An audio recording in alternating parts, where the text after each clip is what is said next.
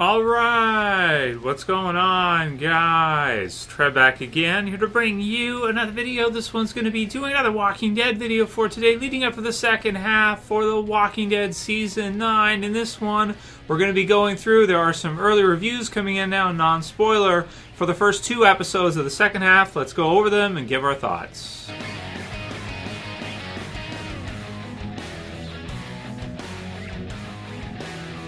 Alright, and spoiler warning, if you guys are not caught up for The Walking Dead, which is up to The Walking Dead Season 9's mid-season finale. So, getting closer day by day to the return for The Walking Dead Season 9. Starting to get pretty excited, loving all the different trailers they've released for the Whispers and everything. So, we'll continue to cover it right up until we actually get to see the premiere ourselves. February 10th. So this one came in from comicbook.com. This is a non-spoiler review for the first two episodes. Apparently they got to see preview screenings for 9 and 10 of this season, so the first two of the back half. And let's see what they say. Let's go through it together, and then we'll go into some of your guys' Q&A questions afterwards. So, The Walking Dead is facing a challenge heading into the next 8 episodes of its 9th season. Hardcore fans of the series know what's coming, at least in part, but the series has to preserve an air of mystery regarding its terrifying new Whisperer villains. And then it says here, the AMC zombie show has always faced this issue. When major storylines from Robert Kirkman's comics by the same name approach, a sense of fatigue can set in for some viewers, claiming they are being drawn out, and sometimes they were, like the Negan stuff, right, for example. Then they say, while really it's an anxious anticipation to see the next milestone from the comics be realized in live action. While a huge portion of The Walking Dead's audience is well aware of who the Whisperers are, courtesy of reading the comics or reading the internet, from people who read the comics, right? Angela Kang has to maintain a balance of patience in revealing the new group and managing the quick, gratifying expectations. So it says, in the back half of the 9th season, through the first 2 episodes, Kang flexes a bit on her ability to balance those things. The Whisperer villain mystery comes naturally. Who is this group? What do they want? Why is this little girl that Daryl has hostage the way she is? So you're talking about Lydia here, of course. So it sounds like there's confirmation that we will see Lydia get captured probably in either the mid-season premiere or the first 2 episodes, maybe episode 10.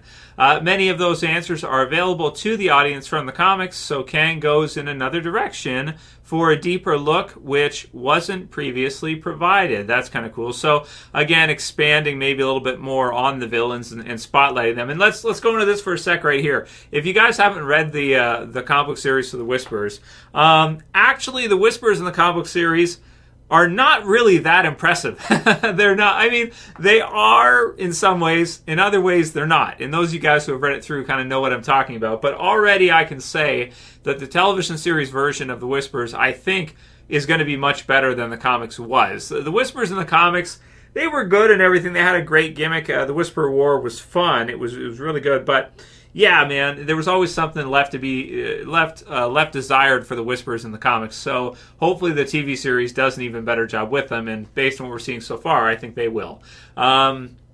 And it says here, for the sake of preserving spoilers, the details of Kang's big reveals and deviations in the next part of the Walking Dead episodes won't be detailed here. So this is non-spoiler, so don't worry, guys. You can keep watching. We'll get to watch the episodes and get to see for ourselves, too. The important thing to know is that she elected to explore characters like Alpha, Samantha Morton, and Lydia, Cassidy McClincy, in very welcome sequences which toe a line of being reminiscent of the show's early days, but feel like completely fresh material. So take away from that, it sounds like they're going to focus a lot on them.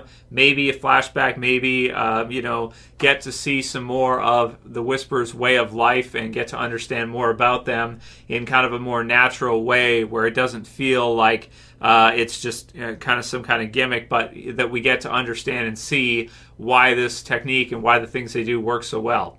Then it says, as a fan with knowledge of what's next, the mystery may present instances pacing fatigue similar to the back half of Season 6. In the run from early 2017, every Walking Dead fan knew Negan was coming to the series and also knew what would happen when he arrived. Still, showrunner at the time, Scott Gimple, elected to fill the season's back half with misdirections as a means to preserve the debut for the Season 6 finale. Season 9 certainly seems to have learned from the show's past. So maybe what they're saying with that is maybe they're not spreading it out too far, or they're not, like, the pacing isn't too slow, according to, again, this is their opinion of this right here, but maybe the pacing will be a bit faster going into the whispers here. There is no stalling. Yeah, so that's what they say here. There is no dull side story filling screen time. The pedal is down on an interesting, mysterious, and scary new threat. So that's good to hear. I like that. It goes on to say The Walking Dead seems to have evolved beyond the days of major moments being stored away for season finales or premieres. The mid-season premiere doesn't come out of the gate with any explosive beats or world-changing events. It simply uses the characters remaining on the show to continue an expansive story, which is a welcome change of pace. It is also quite a bit different from its successor in the form of episode 910, which is a trend Kang and company are going to pursue in season 9's final half. The diversity of tone in each episode will help the show tackle the challenge of its audience having a wealth of knowledge beyond what the characters they're observing possess.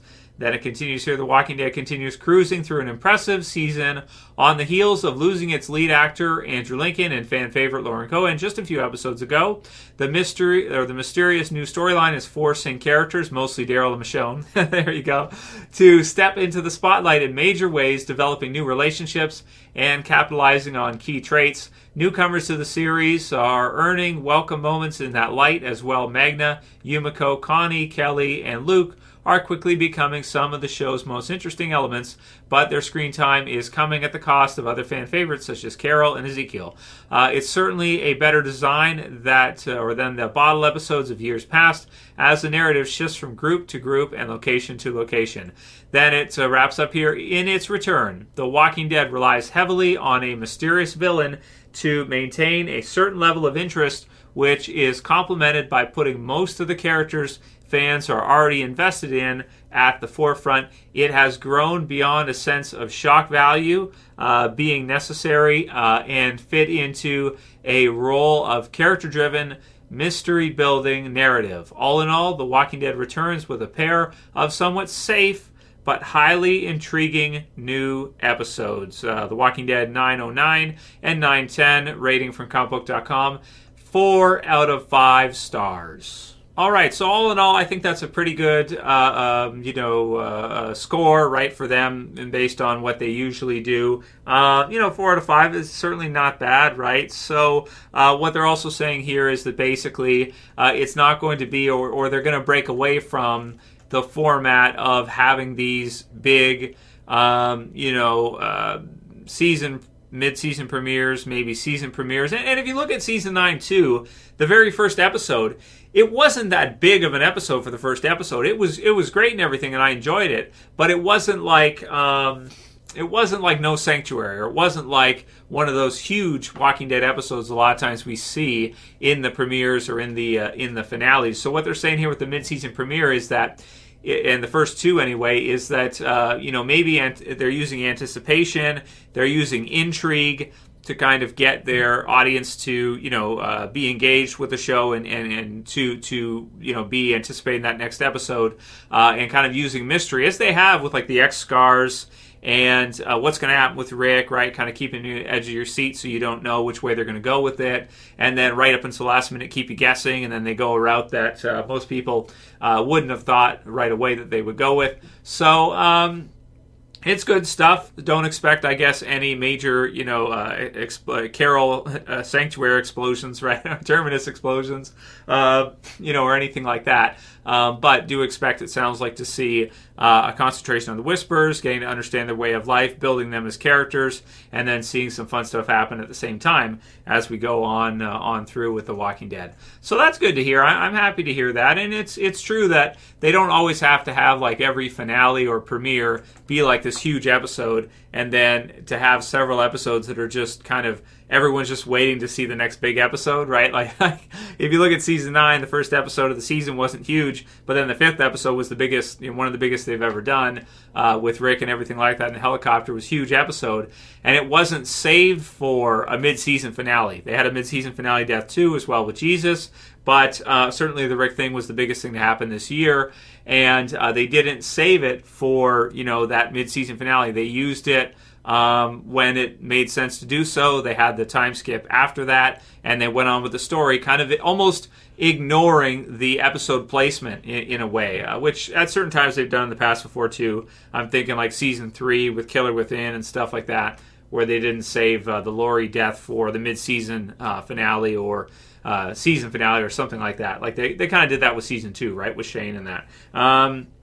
That's a good comparison. Dr. Death here says, yeah, wow, Rick, Carl, Simon, Jadis or Ann, Dwight, Morgan, Jesus, and Maggie all gone within one season. And that's true. Like the amount of just turnover that we've seen and how the show has changed. It's crazy, man. It almost makes me miss the older episodes of the older crew already, because and Daryl does an awesome job. Carol, Michonne, they all do an awesome job, and the new villains coming in are great. And Tara, in the previews and everything like that, it looks like she's going to get some time too.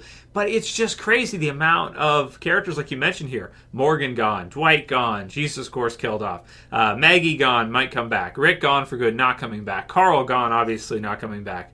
Simon, of course, was killed off. So that one was understandable. Jadis leaving as well too. It's just such a changeover with regards to the cast that they have to focus on the Whispers, and they have to use time for them because and build this newer group of with Magna and Yumiko and the others, because it's not like they have a whole lot of a choice. You're missing so many key stars here from the show, or key members, that it's Angela Kang's done a great job, man. That's not easy to do when you're missing so many, to have it be engaging enough so people aren't noticing that, hey, all these characters aren't there, right? Or to try to not to try to continue on even though they're not, right?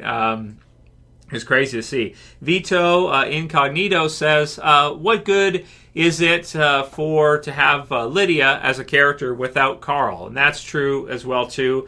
Chandler Riggs, if you guys missed the video the other day, has got a new show, so happy to hear that for him. Great, good on him. That's awesome. But what good is it to have Lydia, who was kind of a supporting character for Carl, to be introduced in the TV series without Carl being there? Well, it'll have to be different. She'll have to be her own standalone character. She'll have to be a character that stands on her own, and maybe they use Henry for that. We'll see what they do with that. But it's different, right? It's totally different. And you can also say the same thing about Daryl, because it looks like he's going to take a lot of Rick's parts in this upcoming back half. So we'll see how that goes. Chill McCool with our last one says, yo, Trev, Q&A. Tara has been a leading character ever since she showed up, and the show became Tara and Friends. He always trolls, right? Just says stupid things. Tara and Friends. She will never die, and she will become the face of the show. Just okay. Maybe we won't end on that one, because I wanted to include one because he leaves a lot of comments, but they're mostly nonsensical. So there you go, Joe McCall. I use one of your stupid stupid messages that you leave constantly in the comments. Two Fierce Clan says, Q&A Trev, that's a good point you brought up. I'm thinking the Whispers attack combat only and gather all ammunitions and weapons in a big hidden locker somewhere, or storehouse or something. What are your thoughts? So yeah, I think that the Whispers do have some stuff that we probably haven't seen. We just got to look at the shotgun that Alpha's wielding, sawed-off double barrel, which is really cool, very dangerous, and surprisingly, you can conceal it pretty good. It's boomstick, right? It's just basically it's an explosion. It's like you just boom, right? It's scatter a spray everywhere, right? So it's a crazy weapon to have, and one that you could, again, the concealment idea too, they're really playing up in the TV series. They bring the knives out of their sleeves. She acts like she's not armed, and then all of a sudden she pulls out a double barrel sawed off shotgun, and it's like, oh my god, she's going to blow you away, right? Like, you are not going to survive this. There's no way. If she shoots you from point blank range, it's just not going to happen. So it's very cool, man, everything they got. And I think they have more stuff, too, that we haven't seen. Yeah, I think there's going to be some big reveals to the Whispers in this back half, so we get to see just how powerful they are. And right now, it's like the joint communities, after this time skip and after all these years, and with the amount of people that have moved on, it feels like they're at some of their weakest ever. When you read off that names list we just went through, it's like, and then you have Michonne and some of the others not getting along so well. Daryl's always strong, but you have Jesus being gone too, and Maggie too. It just feels like they're so vulnerable right now, and they're not ready to deal with this kind of threat. And wow, man, it's going to be some fun stuff for sure. And that'll be it for today's video, guys. Let me know what you think. Leave your comments below. If you liked it, please like it, share it, favorite it, subscribe at the bottom left if you're new, and I'll see you again soon for another video. As always, this is Trev, and I'm saying peace later, guys. See you soon.